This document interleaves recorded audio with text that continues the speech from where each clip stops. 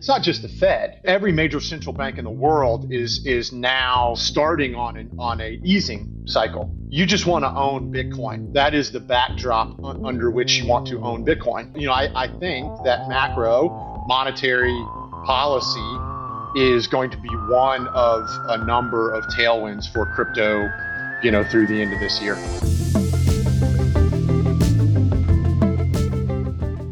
Welcome in, everybody, to another episode of Coinage. I'm your host, Zach Guzman, coming to you live from our Brooklyn studio here in New York City. Happy Fed Day.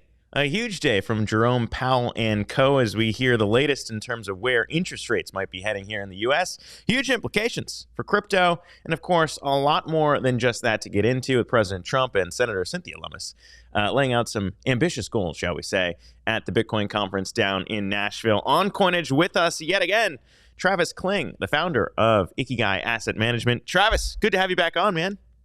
Always a pleasure, Zach. Good to be here. How we doing? Yeah. I'm good. I'm excited. I think we both are, just because you and I probably look at the data the same way. And there's a lot of reasons, I think, to be bullish, maybe on the back half of the year. And we're going to get into all of that in just a second. But want to give a quick shout out to our sponsor of today's episode. Shout out to our friends at Akash. Today's episode brought to you by Akash Network, the world's premier decentralized compute marketplace. You can check out Akash to buy and sell computing resources securely and efficiently. Purpose-built for utility at akash.network. And Travis, before we get into the Fed decision, I just kind of want to look back at what played out at Bitcoin Nashville because, obviously this is an election year, but I want to make something about what we heard from Trump. Obviously not selling Bitcoin's a lot easier than maybe what Senator Lummis is proposing, with $68 billion potentially in Bitcoin purchases for a strategic reserve. But what'd you make of the conference and what we're hearing? Historic. I mean, it was one of the most significant months for Bitcoin and crypto's history, July. And it was one of the most significant months in the United States history, at least in my lifetime or over the last 50 years or however you want to kind of characterize it. And then it just so happens that those two things were intertwined, and that's just crazy. But I think we do have a setup here now with, I think what we don't quite know yet is how much more bullish for crypto a Trump administration would be relative to a Harris administration, because I think we don't know yet. We know a Trump administration will be more bullish for crypto. We just don't know how much, because we had some of these shifts that happened a few months ago within the Democratic Party as it related to the ETFs getting approved. And then a bunch of Democrats, both in the House and the Senate, crossing the party line on SAB 121 repeal, and then FIT 21 in the House getting passed and having a bunch of Democrats vote for it. So it's obvious. And then obviously the hot swap with Biden out and now Harris in. And I think we just don't know yet what the Harris administration's stance is going to be towards crypto and Bitcoin.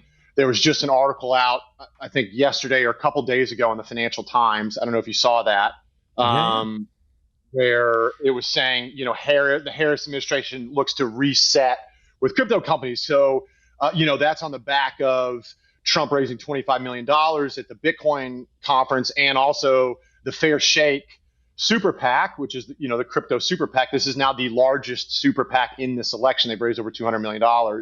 Yep. And so, I think that figuring out sort of where the Biden campaign and administration is going to show up for crypto and Bitcoin, or not at all, in the next few months, is going to help us kind of set the goalposts for what to expect or how to frame, what happens if Trump wins versus Harris. Yeah, I think it's a big question mark, and we're going to be chatting with one of the Democratic congressmen who was booed in Nashville when he mentioned Trump's ability to flip-flop and maybe shouldn't trust him, is what he said. He got booed out there. Representative Wiley Nichols is going to be coming on Coinage on Friday. He seems to be the one that has the ear of the Harris campaign, or at least it sounds that way, along with Ro Khanna. So it'll be an interesting chat with him, I think. But to your point, it is ambitious to ever say that you're going to have a strategic reserve. Trump chose the word stockpile. But we do have a clip from Senator Lummis, who announced her big ambitious plan just after Trump wrapped up. Want to get your reaction to what she proposed. Here's what Senator Cynthia Lummis said down in Nashville. Take a listen. Over 5 years, the United States will assemble 1 million Bitcoin, 5% of the world's supply. Now, Travis, obviously there is no guarantee that happens and gets passed by Congress. But I think, to your point, on the Overton window, it does seem like it's shifting pretty far to pro-Bitcoin when you've got potentially $68 billion or so going into buying this up. Just kind of curious how big that would be if it does happen in your mind and kind of what it signals. Let's see here. So I think it's very easy for a Trump administration to not sell the Bitcoin that the U.S. government already has. I think that feels like an easy do. Buying more Bitcoin via an executive order and not through Congress, it's out of my area of expertise. But it's like we got into a war with Ukraine and they didn't pass anything on that. So it's like, I don't know if we can start wars on executive orders. I guess we can probably buy Bitcoin on executive orders. Seems pretty likely to me. I don't know that to be true. I think that's worth looking into. I think that Lummis's bill or announcement that a bill was coming is probably to, lock in an avenue via legislation to buy that in hopes of getting, actual congressional support for that kind of thing. Again, don't know how to weight the likelihood of that.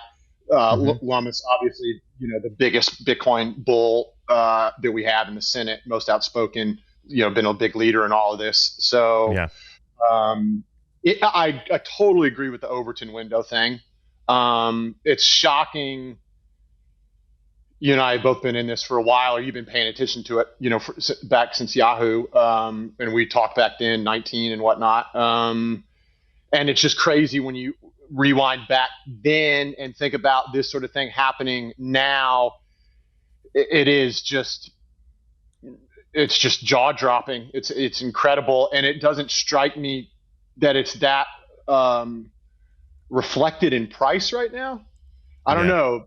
67,000 doesn't strike me as the right number when you sort of do a probability weighting of these different outcomes. Trump, Harris, if it's Trump, does he actually buy the Bitcoin or can he not get that done? What's the likelihood of that? What do you think price would do if that you can do a whole probability weighted analysis of that sort of thing. $67,000 doesn't strike me as the right number, not financial advice, but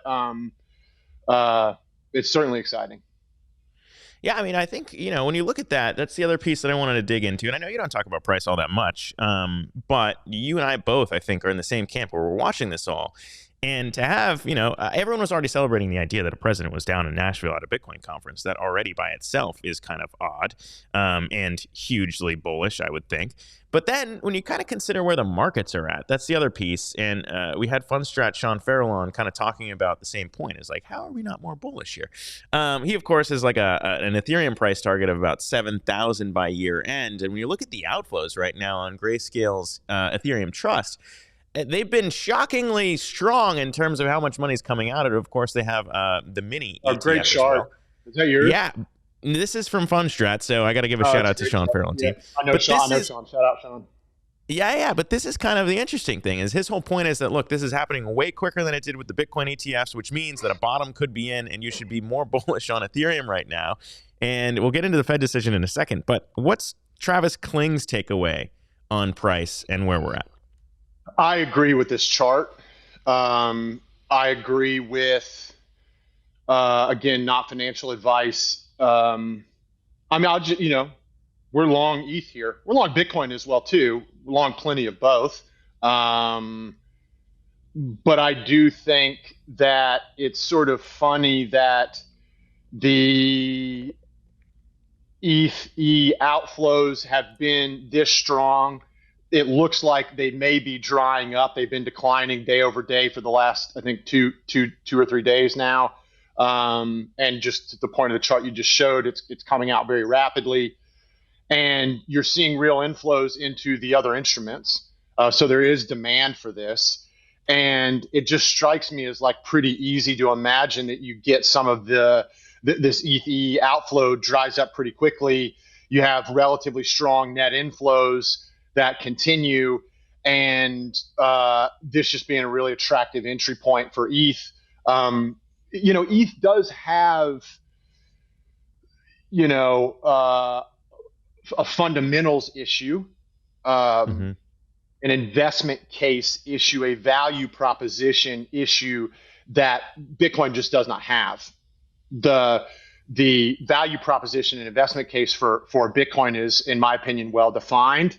It's very different from Ethereum. They don't compete against one another. And I think Wall Street kind of views it like that. So I think ETH, from a fundamentals perspective, has some work to do. And if I was a big, long-term ETH believer, I would be getting all my other buddies in a room together, banging our heads against the wall, trying to figure out a way to get a real story around this thing and get some real layer one base chain blockchain activity happening, try and juice the burn, get the burn going, and then you can get, what I think I've referred to as, double reflexivity on reflexivity, because the ETH ETF inflows are reflexive inherently, and the burn is inherent reflexively. And if you can get those two things working together in concert, I think you can see that's how you get $7,000 ETH at the end of this year. That's the path. Yeah. Just to make sure I understand you right, you're talking about the burn in terms of Ethereum transactions and the idea of it being, disinflationary in that sense. Because it does seem odd with the L2s and everything else popping up. We've seen the burn actually flip in the other direction, so it's become, I think, somewhat more inflationary than it was before. I think it's just flat right now, and the issue that ETH has is like this modular deal and the fragmentation of activity and market cap, right? Like and then you kind of compare that to Solana, and with Solana you can kind of just own Solana because it's representative of this monolithic approach. Yeah. And that's been an issue for ETH's price right now. And, I don't know exactly how it's going to resolve, but these ETH ETFs, I think, just this is a structural tailwind that I think, at least to some degree, can supersede or drown out this fundamental issue that we've just been talking about. Yeah. Well, I think I don't know if Texas, you can see my NDI right now, but you brought up our throwback to 2019, and I was just looking at it back on Yahoo, which I think is pretty fun because we were talking about Bitcoin topping. We were talking about Bitcoin topping 5,000 back then. Look at how much younger we were, unfazed by the collapse that was to come. But anyways, when we look ahead, I think I love your kind of monthly recaps, Travis, because it's kind of like step back and look at what was important in the month. And I know you're working on one right now. I don't know if Coinage has ever gotten a shout out in those, but that is a dream one day. One of the things that we chatted with Hester Peirce a couple weeks ago was something I think, you've been active in kind of talking about where some of the pain points are in this industry. One of the things that Fundstrat always watches too is inflows when it comes to stable coins and excitement there. There was a piece of Bitcoin Nashville that I thought was interesting to just kind of highlight. Was Cantor Fitzgerald, Howard Lutnick. This guy's a billionaire, huge player in Wall Street and traditional markets, that, but also has become pretty important in crypto because he continues to attest to Tether's treasuries, and he says the money's there to back everything one by one. It was interesting to see Edward Snowden kind of keynote a conference about kind of permissionless money, and then have Howard Lutnick kind of defending Tether and why they're the good stablecoin in this battle with USDC. Let me just play a little bit of what he talked about on stage in his speech, and then get your reaction on the other side as well. Take a listen. So I want to be unequivocal, okay? Tether does what it says it does. It has one-to-one. It's onboarded with 150 law enforcement agencies around the world. Why do I know that? Because when we formed our relationship with them, we helped them onboard those institutions. We help them do it. As you all know, every transaction on the blockchain is traceable, and Tether will seize any amount of coin that is involved in illicit activity. They will be caught. So whoever said things about Tether, they're knowingly false, they know it's wrong, and it needs to go away.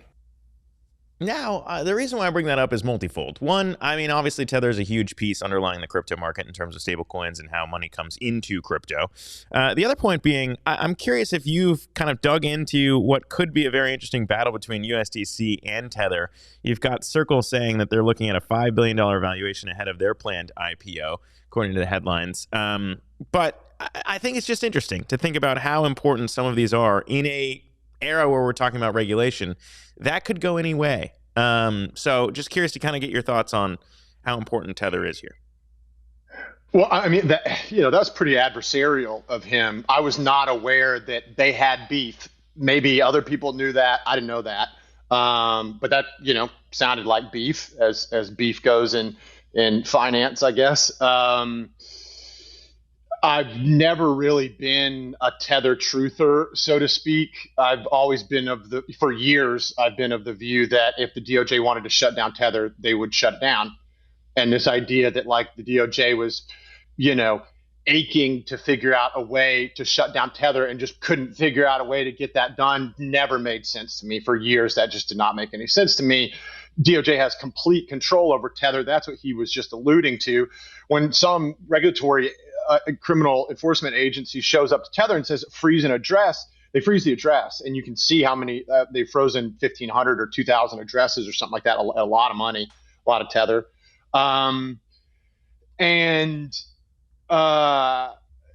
some of the back and forth there may have to do with MiCA, with the EU stablecoin or just crypto regulatory framework that just came out. USDC was the first approved. As far as I know, I think Tether has not yet been approved in that regime and may not be. I'm not intimately familiar with how MiCA is kind of going in real time with regards to stablecoins. But, look, Tether's got the money, and it seems like the powers that be in the U.S. government are comfortable with how Tether is kind of working right now, and the insight and control that they have there. And it's almost unbelievable that a business with such a sordid history and so much smoke around it, and not just smoke, real issue. They had a big hole, the whole crypto capital $700 million whole thing. It's like it's such a history to that thing.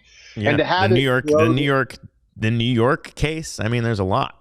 Yeah, and to think that it sort of looks like the government is gonna like more or less king make this organization to be like, oh, you're the guys that put 150 billion digital dollars out into every corner of planet Earth, most of which runs on the Tron blockchain. It's like a very strange thing. We're going to let you guys print north of $1 billion a quarter of profits it's the most, I think people say it's the highest profit per employee business, like in the history of humanity or something like that. You're like, that's hilarious, but it looks like that's what maybe is going to happen. Yeah. Yeah, and it's a lot of power for one company and the people at the company. And so I don't know. It's always interesting to watch. And I think the only reason I'm bringing it up is because I was looking at one of your tweets too, kind of, again, highlighting that no matter who's being talked about this November, you kind of highlight that the biggest enemy of crypto will continue to be crypto, at least as far as the industry is concerned. And I think, I was, again, reflecting on our interview with Hester Peirce, and, she had talked a little bit about this. She had talked about, look, if you're going to be so anti-SEC crypto, then some of this stuff you got to clean up yourself. Don't come crying to us. I just want to play a little bit of what she told us and then get you to expound on this, because who knows who the next enemy of crypto around the corner will be. But take a listen to what Hester Peirce told us. Certainly our presence in some of these cases where there have been bad actors has been very positive, and I do think that has made a difference. I underscore, though, that the industry should be doing a lot of well, you said, you're reflective on things. I think the industry should be doing a lot of self-reflection always, and asking what can be done without government's involvement to stop some of these bad actors. I mean, really, responsibility first lies within the industry, and the SEC does have a role to play, but don't always come running to the SEC to solve problems that you could solve yourself. I thought that was kind of spicy from her, and I think out of anyone, you've probably been most outspoken of calling out bad actors, and you were kind of a loud voice before CZ and Binance had their issues. I mean, do you think we're any better off after FTX, what we saw with CZ, with anything else? I do think we're better off. I do think it seems like we have closed off some of the attack vectors, or narrowed some of the attack vectors. That may be temporary, that these things sort of, move in pendulums, and that maybe you fast forward 18 months and we've now let, a new, season 9 of crypto crooks, come in and garner outsized power and influence in this ecosystem, and then that once again, sets us up for this implosion like what we had in 2022. That could happen. I hope it doesn't. I'm not sure how to weight the likelihood of that happening. A part of what I think Hester is speaking to is some sort of self-regulatory aspect, and we have just been woefully inadequate at self-regulation, and I don't really see anything to make me think that has changed that much. We certainly haven't gotten, from what I can tell, any more organized on self-regulation, and to me, part of that is it's sort of like the challenges or the negative flip side of decentralization. There's one aspect of that is that we have discombobulation as it relates to leadership, and specifically sort of self-regulatory leadership. When you look at how self-regulatory bodies have operated in traditional finance, they have been mandated by legislation, and maybe that's what we need. And, maybe if I put my rose-colored glasses on, my optimist glasses on, maybe we get a Trump administration or a red wave, and we can get a host of sensible crypto legislation passed that maybe includes the mandated creation of a self-regulatory body that then, you fast forward and maybe we can sort of do a better job as to what Hester was speaking to there, in terms of just solving some of our problems ourselves. Yeah, well, I'm going to look forward to kind of your reflections for the month of July, because I think it has been pretty huge in terms of how impactful it is. And to cap it all, Travis, we've got a huge Fed decision coming up in just a few hours too. Want to get your take on that, because if you look at the chart in watching this, not a lot of people are expecting the rates to be changed in this policy meeting, but certainly looking ahead to September, expectations there for a rate cut. I mean, what are you watching in terms of, I guess, what the macro and kind of Fed policy might do to the crypto market? What should people know?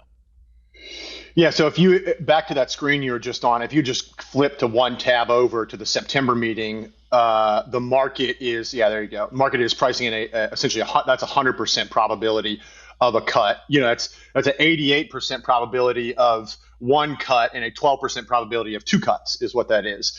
And so, or 50 bips cut. And so looking at Nick Timros from the Wall Street Journal, aka Nicky Leaks, he's had some tweets and some articles come out recently that I think would lead us all to believe that this afternoon Powell is going to tell us that September is fully a live meeting. And wait, are we getting dot plots? I don't know. Are we getting updated dots on this meeting? I can't remember if we are on this one or not. I know they. It's been a while since we've seen them, so I feel like it might be. I should know that. I think maybe we are going to get dots. Which obviously, if we get dots, that's gonna. I should know that. that's just going to explain for people who aren't so familiar with the Fed, he's talking about Fed projections for when the Board of Governors, if I'm using that term correctly, thinks that these rate cuts will come, the median expectation of the Fed. Yeah. So if we got updated dots, then you're going to see it in a dot plot about where folks are. And then you'll just be looking to see what Powell says as well, too. But as a reminder, like the Fed doesn't surprise. So like the fact that the market is pricing in 100% chance of at least one cut in September tells me that we're almost certainly to get a cut in September. And yeah, I mean, I think that's just virtually assured. And I think the market is I think most of that is basically priced in here. Certainly it's there in the Fed fund futures. So it'll just be interesting to see kind of how he talks about it, how he talks about the pace. If he talks about, this is we're going to do 50 bips and then we're just going to go on hold for a while. There's a lot of talk about that. I think some of that's in the dots. But this is, when the Fed is embarking on, it's not just the Fed. Every major central bank in the world is now starting on a easing cycle, and we're actually kind of the last. ECB's already gone. I think most other major central banks have already gone. We're actually one of, if not the last, to start this easing cycle. And you just want to own Bitcoin. That is the backdrop under which you want to own Bitcoin, and so that's just one tail. I think that macro monetary policy is going to be one of a number of tailwinds for crypto, through the end of this year. Yeah, I mean, I think there's historical precedent for that too. And obviously going back to our chat since 2019, there's a lot of kind of this idea of what happens to crypto when you do see interest rates coming down. And I guess if there is kind of an even simpler way of phrasing that, Travis, I guess it's just, money getting cheaper and you've got a bunch of kind of a risk on sentiment. You've got crypto pumping is the idea of kind of what that means. But how do you kind of, I guess, you're kind of data driven too. How do you kind of look back on what in the past and kind of use it to say, look, there is a lot of reasons to be bullish here in Q3, Q4? So, I mean, it is. So things are a little different this time because the Fed embarked on the most aggressive tightening campaign ever. And it appears to have not pushed the economy into a recession. And while the Fed was doing that, in 2022, it smoked asset prices. NASDAQ was down 30-something%. In 2022, Bitcoin was down 64%, I think, in 2022. But the Fed continued to aggressively raise rates, tighten, roll off the balance sheet in 2023 as well. And NASDAQ was up 54% in 2023, and Bitcoin was up like 150% in 2023, while the Fed was aggressively tightening. And so I think that caught people by surprise a little bit. And there has been certainly discussion of Lynn Alden, who I really like, is one of the earliest to talk about this, but just this idea that with this much debt sloshing around and this high of a deficit to GDP that the U.S. government is currently running, that high interest rates are actually stimulative to the economy, or at least interest rates at sort of levels around here. And there's just, she's not the only one talking about that. She was one of the earliest. There's certainly been a lot more people talking about that as we sort of saw how asset prices played out in 2023 and have seen how the economy has played out so far in this tightening campaign. So that does sort of, that feels backwards, right? I would just say that feels backwards to the way that we have been, Pavlovian sufficiently trained to understand the response of the economy and asset prices to monetary policy, right? Yeah. And so now it feels a little backwards. So then if you were going to continue the backwardness, is there the potential for interest rate cuts to then sort of, you thought they would be stimulative, but because we're now in like backwards land or something like that, maybe they're not stimulative like you would. And I'm not really sure. I'm still operating under the assumption that lower interest rates and easier monetary policy is going to be stimulative for asset prices on the margin and stimulative for the economy on the margin. And then there's just other factors that go into that. I mean, the election is going to matter significantly for that sort of thing as well too.